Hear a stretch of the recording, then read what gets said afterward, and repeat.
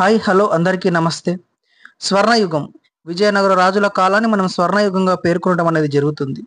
ఒకప్పుడు భారతదేశ చరిత్రలో విజయనగర రాజులు భారతదేశాన్ని పరిపాలించినటువంటి కాలాన్ని స్వర్ణయుగంగా పేర్కొనడం అనేది జరిగింది. మీరు ఎప్పుడైనా సంతలకు వెళ్ళినప్పుడు అక్కడ కూరగాయలని బొడ్డెలుగా పోసి అమ్మటం మీరు చూసే ఉంటారు. కానీ అదే విజయనగర రాజుల కాలం లోపల సంతల్లో వజ్రాలని, బంగారు ఆభరణాలని కుప్పలుగా పోసి అమ్మినటువంటి రోజులు ఆ రోజులలో ఎంతో గొప్పగా మనం చెప్పుకోవటం అనేది జరిగింది.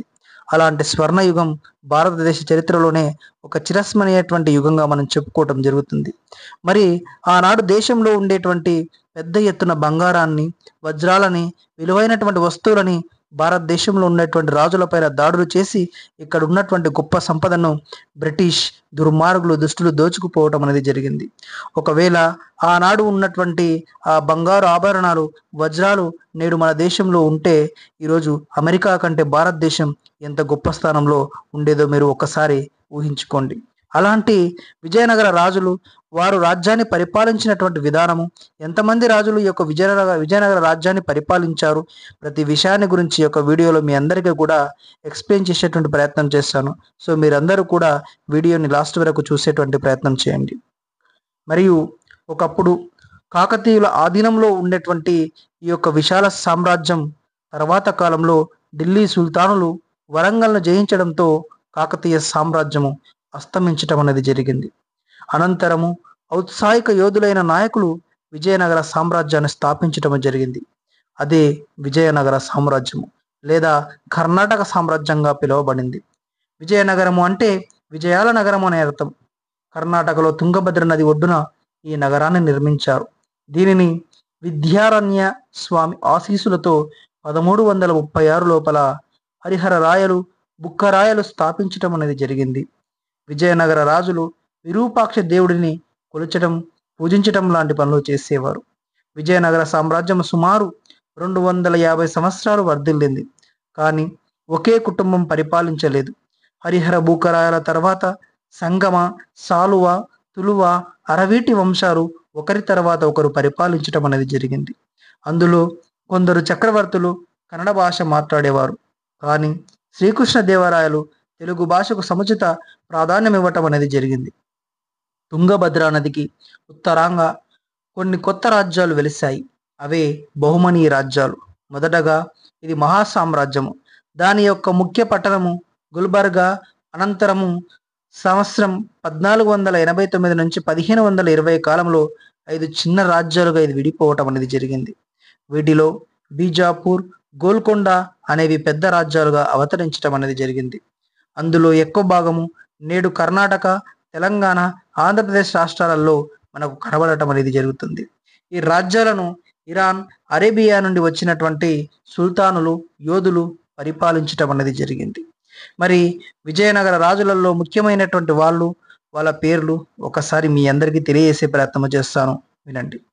మొట్టమొదటి రాజు హరిహర రాయలు, రెండవ రాజు మొదటి బూకరాయలు, మూడవ రాజు రెండవ హరిహర రాయలు, నాలుగవ రాజు రెండవ దేవరాయలు, ఐదవ రాజు సాలువ నరసింహరాయలు, ఆరవ రాజు శ్రీకృష్ణ దేవరాయలు.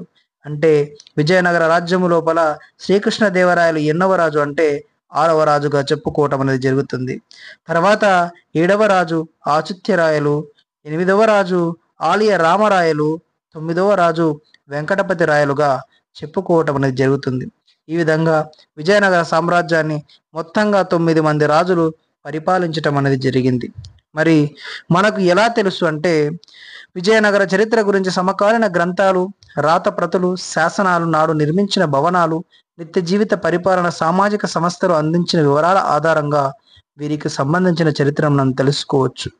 మరి పలు దేశాల నుండి వచ్చిన పర్యాటకులలో ఇటాలీ యాత్రికుడైనటువంటి నికోలో కోంటి విజయనగరాన్ని శతాబ్దము 1420 సంవత్సరంలో మొదటిసారిగా సందర్శించటం అనేది జరిగింది. తరువాత అబ్దుల్ రజాక్ అనే పార్షియన్ వర్తకుడు 1443, పోర్చుగీస్ యాత్రికుడైనటువంటి డొమింగ్ పెయిజ్ 1520లో, న్యూనీజ్ 1537లో విజయనగర సామ్రాజ్యాన్ని సందర్శించటం అనేది జరిగింది. మరి ఈ యొక్క విజయనగర పట్టణం అనేది ఏ విధంగా ఉండేదో మీ అందరికీ తెలియజేసే ప్రయత్నం చేస్తాను. విజయనగర పట్టణాన్ని తుంగభద్ర నది ఒడ్డున నిర్మించారు. ఇక్కడ ప్రాచీన విరూపాక్ష, పంపాదేవి ఆలయాలు కలిసి ఉంటాయి. అబ్దుల్ రజాక్ తెలిపిన ప్రకారము నగరం అనేది 7 వలయాలతో ఏర్పడి కోట గోడలు కలిగి ఉంది. అందులో కొన్ని కోటలు నిర్మాణాన్ని పురావస్తు శాస్త్రవేత్తలు కనుక్కోవటం అనేది జరిగింది. పోర్చుగీస్ సందర్శకులైనటువంటి పెయిజ్ నగరాన్ని ఇలా వర్ణించాడు. రాజుల దుర్భేద్యమైన కోట గోడలు, గోపురాలతో నగరాన్ని నిర్మించినట్లు తెలిపాడు. ఇలాంటి పటిష్టవంతమైనటువంటి గోడలు మరెక్కడా లేవు. అందమైన భవనాలు కోట లోపల వరుసగా నిర్మించారు. విశాలమైన వీధులలో, అందమైన భవనాలలో ముత్యాలు, వజ్రాలు వ్యాపారము జరిగేది. ప్రపంచములో అన్ని రకాల వస్త్రాలు ఇక్కడ అమ్మేవారు.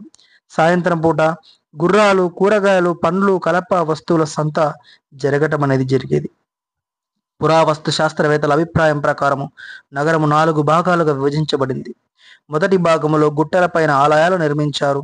రెండవ భాగంలో పంట భూములు, కాలువలు, మూడవ భాగంలో అంతఃపుర భవనాలు, రాజభవనాలు, ముఖ్య నాయకుల యొక్క నివాసాలు, నాలుగవ భాగంలో సామాన్య ప్రజలు నివసించేవారు. ప్రతి విభాగాన్ని వేరువేరుగా నిర్మించటం అనేది జరిగింది. మరి యుద్ధాలలో సైన్యానికి సంబంధించినటువంటి అధికారుల గురించి ఇక్కడ తెలుసుకునేటువంటి ప్రయత్నం చేద్దాం. విజయనగర రాజులు సైనిక శక్తిని బలోపేతం చేయడానికి పెద్ద మొత్తంలో ఖర్చు చేశారు. అరేబియా, ఇరాన్ దేశాల నుండి మేలు రకము గుర్రాలను పశ్చిమ తీరంలోని ఓడల ద్వారా దిగుమతి చేసుకోవటం అనేది జరిగింది. సైనికులను నియమించుకున్నారు. కోట గోడలు పటిష్టవంతముగా నిర్మించారు. రెండవ దేవరాయలు ముస్లిం పోరాట యోధులను నియమించి వారికి నూతన యుద్ధ తంత్రాలను నేర్పించడం అనేది జరిగింది. వారికి సైనిక శిబిరాలలో మసీదులు కూడా నిర్మించాడు. ఆ రోజుల్లోనే తుపాకులను, ఫిరంగులను ప్రవేశపెట్టాడు. విజయనగర రాజుల తమ బలగాలతో వాటిని అందుబాటులోకి తెచ్చుకున్నారు. భారతదేశంలోనే ఆధునిక అశ్వదళము, సైనిక దళాలు రెండింటినీ కలిపి ఒక శక్తివంతమైనటువంటి సైన్యాన్ని ఏర్పరచడం అనేది జరిగింది. సైనిక దళాల నాయకుడుగా అమరనాయకుడు ఉండటం అనేది జరిగేది. మొత్తం రాజ్యాన్ని సైనిక అధికారుల పరిపాలన నియంత్రణ చేసేవారు. వారు ఎవరు, వారు ఏమి చేసేవారో మనం ఇప్పుడు తెలుసుకుందాం. పోర్చుగీస్ యాత్రికుడైన డొమింగ్ పేజ్ శ్రీకృష్ణదేవరాయల కాలంలో విజయనగరాన్ని సందర్శించడం అనేది జరిగింది. ఆయన చెప్పినటువంటి మాట ఏంటంటే, రాజు వద్ద గల లక్షల కొద్ది బలమైన సైన్యంలో 35,000 అశ్వదళము ఏ సమయంలోనైనా ఎక్కడైనా యుద్ధం చేయడానికి సిద్ధంగా ఉండేవారట. అందువల్ల ఆయన అంటే ఇతర రాజులకు భయం కలిగేది. ప్రభువు వర్గము నుండి సైనిక దళ అధికారులను నియమించేవారు. వీరికి రాజ్యములోని పట్టణాల మీద, నగరాల మీద, గ్రామాల మీద విస్తృతమైనటువంటి అధికారము ఆ రోజులలో ఉండేది. వీరిలో కొందరు లక్షల కొద్ది బంగారు నాణ్యాలను పన్నులుగా వసూలు చేసుకునేవారు. మరికొందరు 200, 300, 500, 1000 చొప్పున నాణ్యాలను వసూలు చేసుకునేవారు. సైనిక దళాధిపతి నిర్వహించే సైన్యం ఆధారంగా పదాతి, అశ్వదళ, గజ వీళ్లకు బంగారు నాణ్యాలను వసూలను రాజు నిర్ణయించటం అనేది చేసేవాడు. ఇటువంటి సొమ్మును నాయకుడు పదాతి దళాలు, గుర్రాలు, ఏనుగులు పోషణ కోసం ఖర్చు పెట్టేవాడు. ఈ సమయంలోనే వీటిని యుద్ధానికి సంసిద్ధంగా నిలిపేవారు. ఇదే కాకుండా రాజుకు వార్షిక చెల్లింపులు, బహుమానాలు సమర్పించుకునేవారు. దళాధిపతులు, నాయకులు సైన్యముతో పాటు రాజుకు కూడా సొంత సైన్యము తోడుండేది. వీరికి రాజే జీతభత్యాలు చెల్లించడం అనేది చేసేవాడు. సైనిక దళాధిపతులను నాయకులుగా కూడా నియమించేవారు. వీరినే అమర నాయకులుగా పిలవటం అనేది జరిగింది. వీరికి అమరం పైన ఆదాయము వసూలు చేసే బాధ్యతను అప్పజెప్పేవారు. అమరము అంటే నిర్ణీత ప్రాంతముపై రెవెన్యూస్ ఇస్తూ వసూలు చేసే అధికారము. అంటే వీరికి ఇచ్చిన గ్రామాలు, పట్టణాల నుండి రెవెన్యూ వసూలు చేసుకోవటం అనేది చేసేవారు. నేరస్తులకు చట్టపరమైన కఠిన శిక్షలు అమలు చేసే అధికారము కూడా వీరికి ఉంది. ఇది నాటి ఢిల్లీ సుల్తాన్ల పరిపాలనకు దగ్గరగా ఉండేది. వారు కూడా ఇక్తాల అధికారులైన అమీర్లకు రెవెన్యూ వసూలు చేసుకునేటువంటి అధికారము ఢిల్లీ సుల్తాన్లు కల్పించబడటం అనేది జరిగింది. చాలామంది అమర నాయకులు తెలుగు వీరులే. వీరు సొంత గ్రామాల నుండి లేదా వారి బంధువుల నుండి సైనికులను నియమించుకుని శిక్షణ ఇచ్చేవారు. ఈ సైనికులు రాజు కంటే నాయకులకే విధేయులై ఉండేవారు. శక్తివంతమైన నాయకులైన సాల్వ నరసింహ లేదా నరస నాయకుడు విశాల భూభాగంపై అధికారాన్ని పొంది కొన్ని సందర్భాలలో విజయనగర రాజులకే సవాలుగా నిలవటం అనేది జరిగింది. ఈ విధంగా అక్కడ ఉండేటువంటి వివిధ ప్రాంతాలపైన దాడులు చేసి ఆ ప్రాంతాలను స్వాధీనము చేసుకోవటం అనేది జరిగింది. మరి శ్రీకృష్ణదేవరాయలు విజయనగర రాజులందరిలోకెల్లా గొప్ప రాజుగా మనం నేటికి చెప్పుకోవడం జరుగుతుంది. అలా మరి అలాంటి శ్రీకృష్ణదేవరాయల గురించి ఈరోజు మనం తెలుసుకునేటువంటి ప్రయత్నం చేద్దాము. శ్రీకృష్ణదేవరాయలు 1509 నుండి 1529 వరకు పరిపాలించటం అనేది జరిగింది. బహమనీ సుల్తానులు, గజపతులు వ్యతిరేకంగా విజయనగర సైన్యాన్ని విజయవంతంగా నడిపించిన గొప్ప యోధుడు. ఇతనికి వ్యతిరేకంగా తిరుగుబాటు చేసిన కర్ణాటక, ఆంధ్ర, తమిళనాడు ప్రాంతాలలోని నాయకులను అణిచివేయటం అనేది జరిగింది. ప్రత్యేకంగా దక్షిణ ప్రాంతం, కృష్ణానది తూర్పు తీర ఓడరేవులపై నియంత్రణ సాధించటం అనేది జరిగింది. ఇదే సమయంలో పశ్చిమ తీరములో గోవాలో పోర్చుగీసు వారు ఓడరేవుల వద్ద స్థావరాలు ఏర్పాట్లు చేసుకోవటం అనేది జరిగింది. కృష్ణదేవరాయలు వీరితో స్నేహపూర్వక సంబంధాలు నెలకొల్పాడు. ప్రత్యేకంగా గుర్రాలు, పేలుడు సామాగ్రిని వారి నుండి పొందడానికి ఇలా చేశాడు. తన సైన్యంలో పోర్చుగీసు దళాలను చేర్చుకున్నాడు. వారితో దళాలను కూడా ఏర్పాటు చేశాడు. ప్రతి సంవత్సరం విజయదశమి నాడు పెద్ద ఎత్తున పండుగ జరిగేది. సైనిక దళ ప్రదర్శన నిర్వహించేవారు. ఇది పెద్ద ఎత్తున సైనిక కవాతుతో ముగిసేది. ఆ రోజున అమర నాయకులు, ప్రముఖులు చక్రవర్తికి కానుకలు, కప్పము చెల్లించటం అనేది చేసేవారు. శ్రీకృష్ణదేవరాయలు తమ సామ్రాజ్యంలో గల దేవాలయాలపై ప్రత్యేక శ్రద్ధ వహించటం అనేది జరిగేది. వారు స్వయంగా తిరుపతి, శ్రీశైలము, అహోబిలము వంటి పుణ్యక్షేత్రాలను సందర్శించటం అనేది జరిగేది. చాలా దేవాలయాలకు పెద్ద మొత్తంలో విరాళాలను కూడా ఆయన సమర్పించటం అనేది జరిగేది. శ్రీకృష్ణదేవరాయల శాసనాలలో పేర్కొన్న విధంగా అనేక యుద్ధాలలో విజయం పొంది లభించిన ధనరాశులను దక్షిణ భారతదేశంలోని పెద్ద పెద్ద దేవాలయాలకు పంచిపెట్టడం అనేది జరిగింది. ఆ దేవాలయాలు ఇతని పేరు మీదుగా ఈయన గౌరవార్థము రాయగోపురం అనే ఎత్తైన ఆలయ ముఖద్వారాలను నిర్మించటం అనేది జరిగేది. మరి దక్షిణ భారతదేశ ప్రజలలో అతని పేరు చిరకాలంగా మిగిలిపోవటం అనేది జరిగింది. శ్రీకృష్ణదేవరాయలు స్వయంగా తెలుగు సాహిత్యంలో కవి. అతడు ఆండాల్ అనే తమిళ భక్త కవయిత్రి జీవితం ఆధారంగా ఆముక్త మాల్యద గ్రంథాన్ని రాయటం అనేది జరిగింది.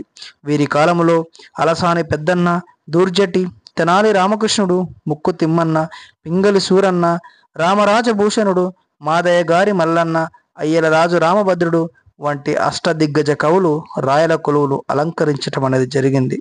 శ్రీకృష్ణదేవరాయల వారసులైనటువంటి ఆచిత్త దేవరాయలు, ఆలయ రామరాయల కాలంలో విజయనగర రాజుల ప్రాబల్యం మరింత పెరిగింది. వీరు బహుమనీ సుల్తాన్ల రాజ్య వ్యవహారంలో జోక్యం చేసుకున్నారు. వీరి నిరంతర జోక్యం ఫలితంగా ఆందోళన చెందిన 5గురు బహుమనీ సుల్తానులు 1565లో ఏకమై రక్కస తంగడి యుద్ధము లేదా తల్లికోట యుద్ధంలో రామరాయలను ఓడించి విజయనగర పట్టణాన్ని దోచుకుని సర్వనాశనం చేశారు. అనంతరం వచ్చిన వారసులు రాజధానిని తిరుపతికి సమీపంలో చంద్రగిరికి తరలించారు. కానీ పూర్వ వైభవాన్ని సాధించలేకపోయారు. కొంత ప్రాంతాన్ని సుల్తాన్లు ఆక్రమించుకోగా మిగిలిన భూభాగాలపై నాయకులు స్వతంత్ర రాజ్యాలుగా ప్రకటించుకోవడం అనేది జరిగింది. ఇది విజయనగర సామ్రాజ్యానికి సంబంధించినటువంటి చరిత్ర. ఈ యొక్క వీడియో మీ అందరికీ నచ్చినట్టయితే తప్పకుండా లైక్ చేయండి. మన యొక్క ఛానల్ని సబ్స్క్రైబ్ చేసుకోండి. మీకు ఈ వీడియోకు సంబంధించినటువంటి ఏదైనా విషయాన్ని కామెంట్లలో తెలియజేసేటువంటి ప్రయత్నం చేయండి. మరొక మంచి వీడియోతో మేము ముందుకు వచ్చేటువంటి ప్రయత్నం చేస్తాం. Thank you everyone. ధన్యవాదాలు.